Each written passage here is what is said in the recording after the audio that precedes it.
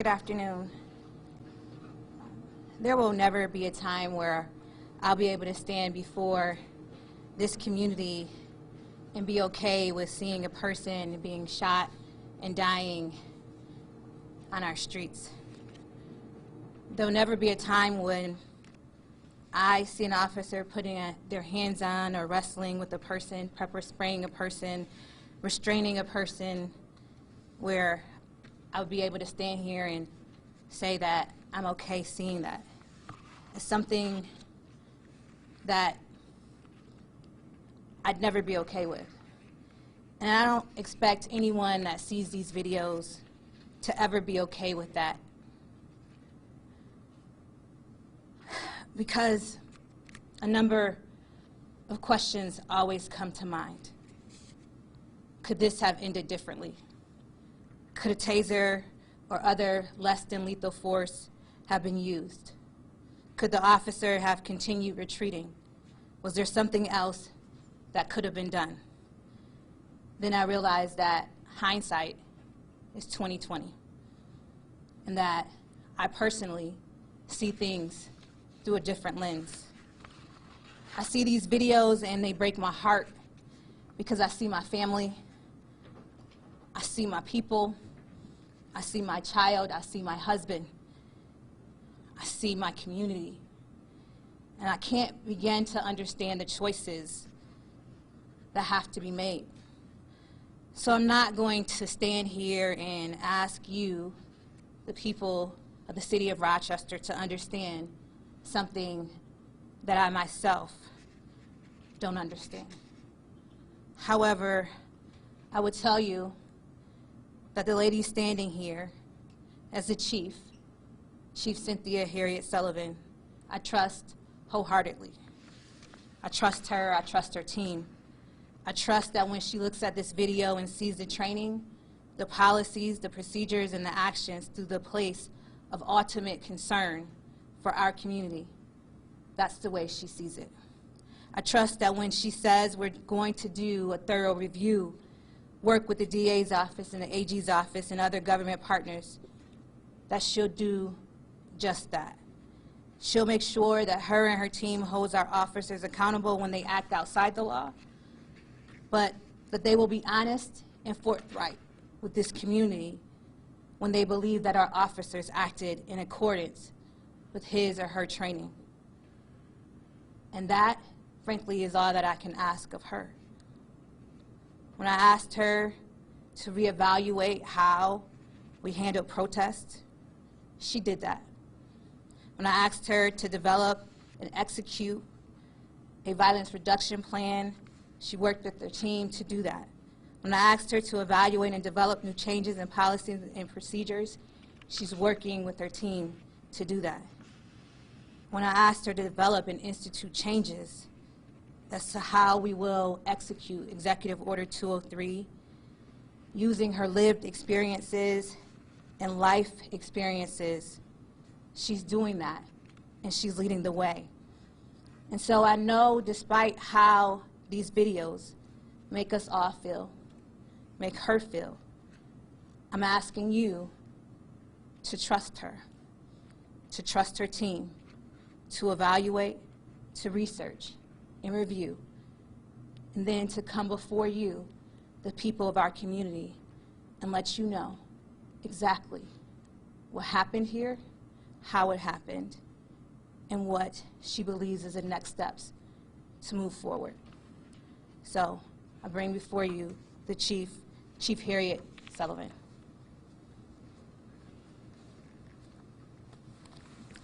Thank you, Mayor Warren.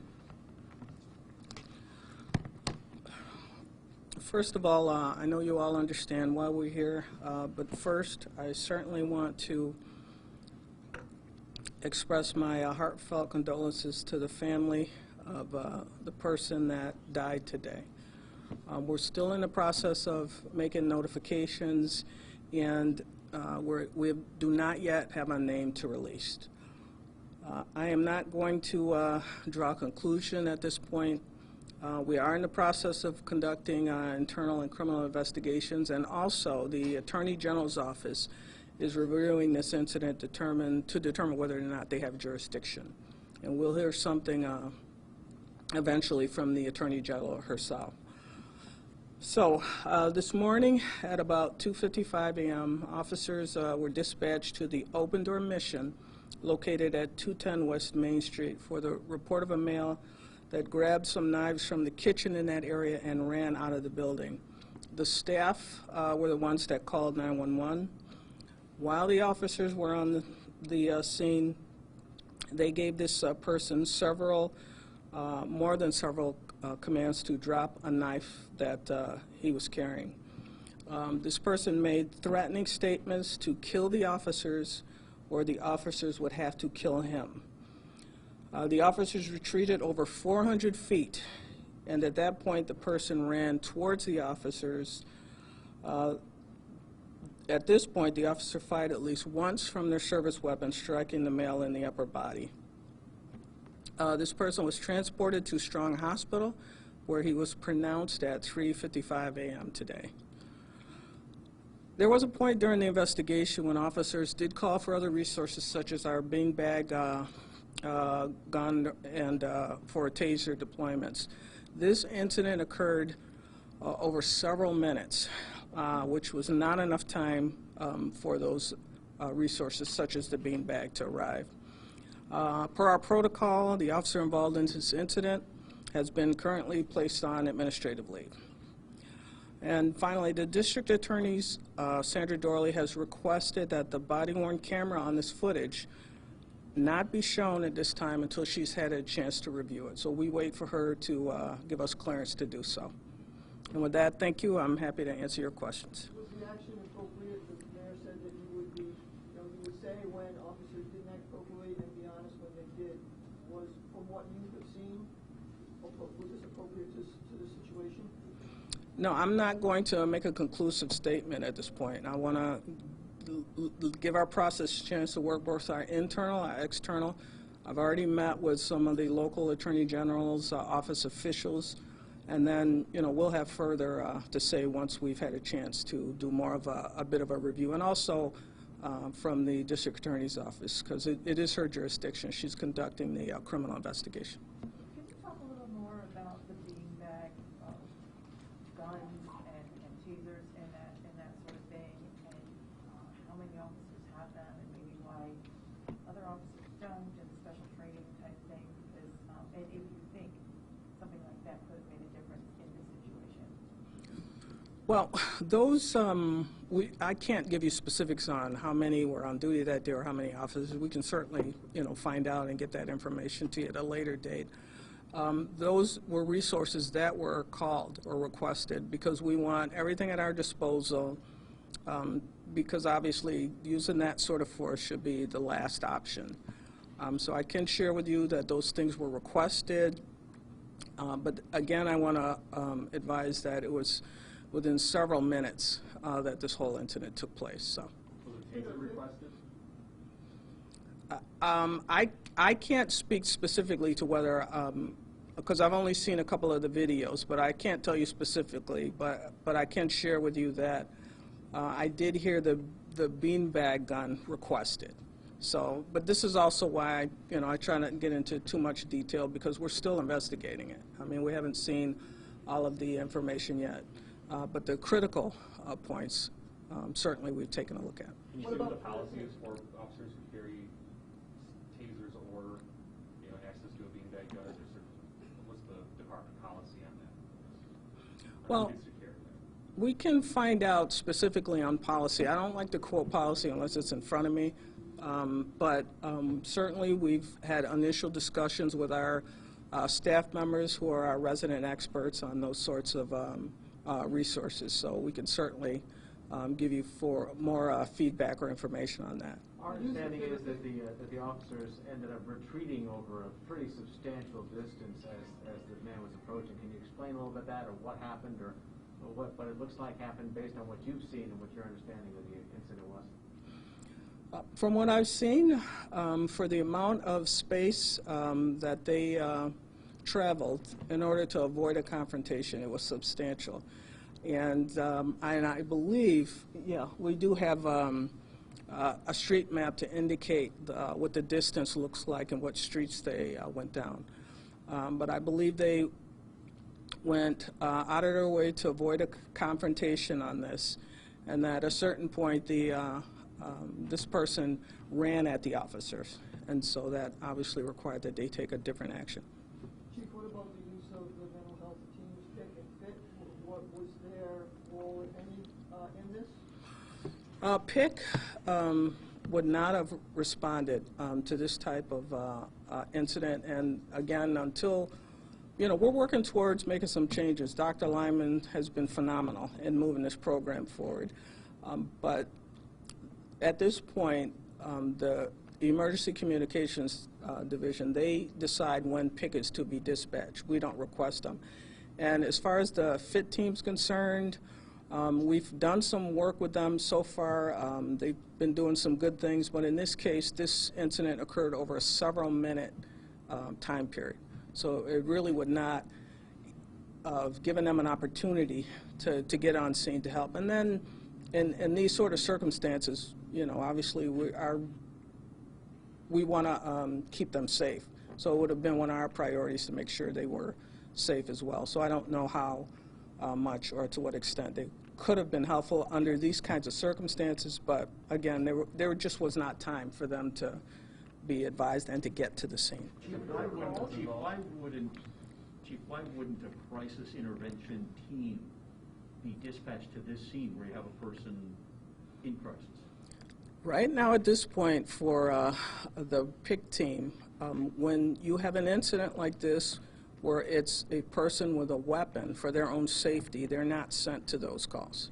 Would they ever be sent to this kind of call in the future when the system is fully operational? I'll defer to Dr. Lyman, but my understanding is that as we get and they get more experience and more resources as to what they can respond to, that those things are going to change. They will respond to more calls. But like I said, I don't want to speak for her on this. I would refer you to her for that specifically. What about the co-response? Because you mentioned you want to keep all the responders safe. Is there what's being done in the changing protocols to have a co-response with the crisis team and officers at least staged nearby, if not arriving with them?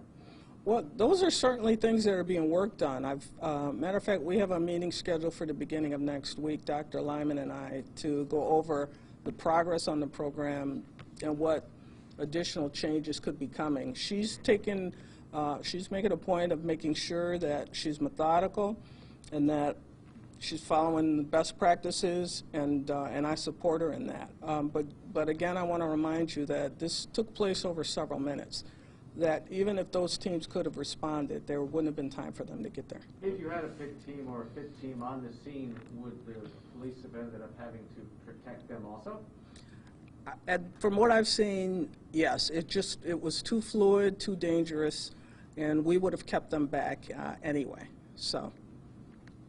Prior to the open door mission calling and him grabbing the knives, was there something that caused him to get agitated to do this? Have we done that kind of investigation? Do we know what took place prior to him leaving?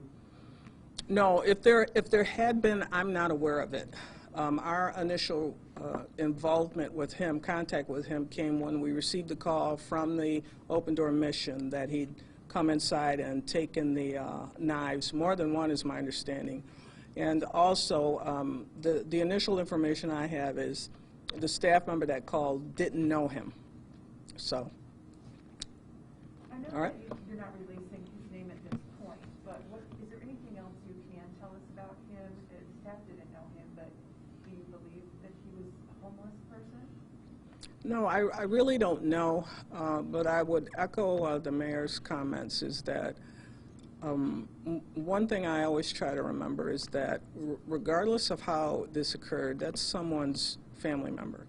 And I always try to keep that in mind. We have to do our jobs. We have to protect people, and people have to be safe. But, you still want to be cognizant of the fact that somebody's lost somebody that I'm sure is important to them. And so, we're going to always keep those things in mind. But as soon as we have more information on that, I'm certain we'll share it. So to clarify, at this point, you don't know who this was? We have not made a positive identification yet. So, and obviously our priority is to find out and to let family members know. That those are the things that would happen first. But you haven't even gotten to the point of establishing who he was. Not as of the time this press conference started. We still don't know yet. Mayor, have you seen the video? Have you seen the body camera video? Yes, I have. Yes, I have. Can you tell us just preliminary thoughts? I know you kind of brought it up first, but. As I said, you know, the body-worn camera video is heartbreaking, and anytime you see these types of videos, it's heartbreaking. It's hard to look at. You know, I don't think that, you know, over the last four months, I've probably watched hundreds and hundreds of body-worn camera videos. And, you know, whenever you see an officer having to do something like this, it's heartbreaking. And so it's not something you'll ever get used to. As I said, I trust the chief and her team will do a thorough review, and after they do that review, they will come before the community and let them know exactly what transpired here. And you know, we'll work with our governmental partners on this, as well as be able to release the video once we get clearance to release the video to the public. Mayor, based on what you saw there, so based on what you watched, do you think that, or would you like to see crisis intervention specialists go to a scene like this? It's very hard, and let me just say that it's hard to know based on what I saw. As the chief indicated, this happened in a couple minutes. You did have you know, several officers talking and trying to get the gentleman to respond and to divert attention. Asking for name and trying to engage in a different way. So I don't know if a social worker asking that question would have ended, you know, would have changed how he responded. So, but I can assure you that the one thing that we are doing, and you know, just yesterday, the chief, Dr. Daniela Torres, and I were on a call with the University of Rochester medical teams, their psychologists, their you know, mental health professionals, as well as their pediatric professionals, talking about how we're going to try to you know, work together to devise a community response plan, not just to how we deal with children, but also how we follow up with families that encounter you know, situations with police, and talking about trauma, as well as the number of people that are facing mental health challenges here in our community. You know, just the past 3 weekends, we've had a number of people that have been boarded up in homes. Our police department worked with the FIT team. 48 hours. It took one time to get one gentleman out, to get him safely, worked with his family to get him safely to the hospital. The next time it was, you know, 8 to 10 hours. Just had a call from a mother whose son had come in and broken in her house and was having another break. And so we're seeing a pattern of some mental health challenges here in the community that deserves a community response. And so we're working collectively with our mental health professionals, as well as the person in crisis team, to try and develop those stages and that process by which we can get the people the help that they need.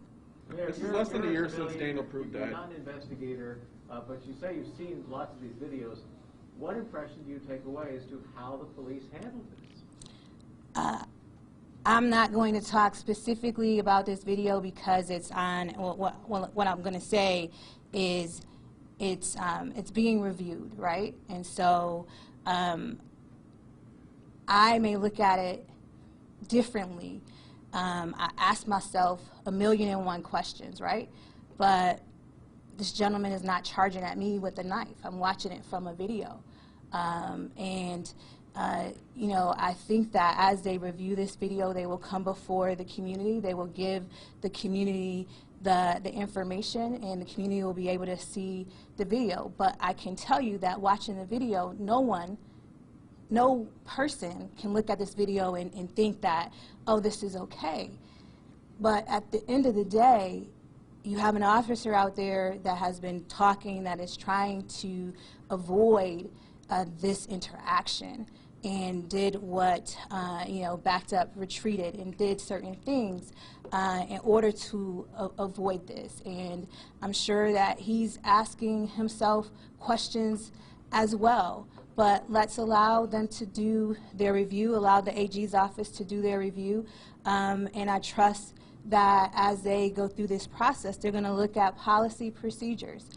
Because if you look at the video, your heart is not going to allow you, when you're watching someone get shot and die, it's never going to be okay. It's never going to be okay. Would you say officers did what they could to try to avoid that outcome? Or could have done more? Or maybe that's a question. I mean, as I said, hindsight is 20/20. Hindsight is 20/20. But when you're in the heat of the moment, when you're there and you're watching, the officer had to make a split-second decision.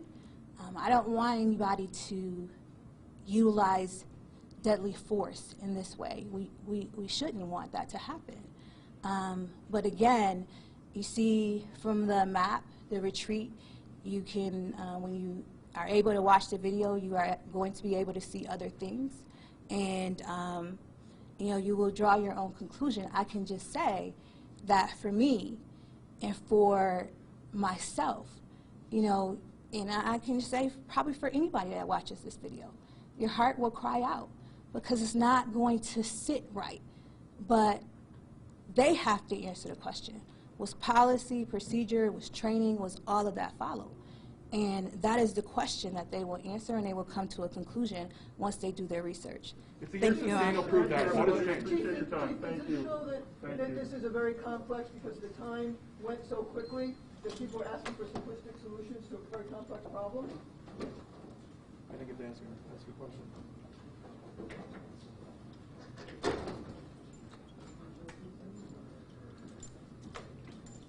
Justin, anyone able to answer that question about the fact that